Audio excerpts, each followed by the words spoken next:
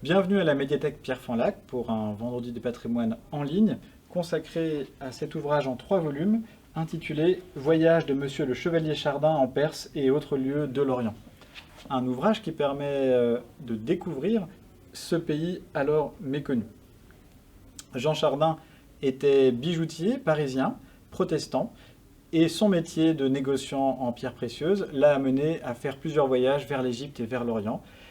En revenant de ces voyages, il fait partager ses découvertes à ses contemporains. Cet ouvrage est aussi à l'origine de la mode persane qui fera fureur tout au long du XVIIIe siècle. On remarque d'ailleurs qu'il est édité en 1711, l'année même de la traduction des Mille et une nuits par Antoine Galland.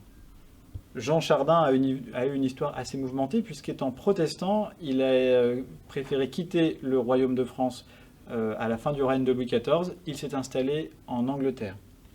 C'est pour cela que cet ouvrage-ci n'a pas été imprimé en France. On retrouve son portrait en première page, en frontispice. Il se met en scène pour introduire l'ouvrage.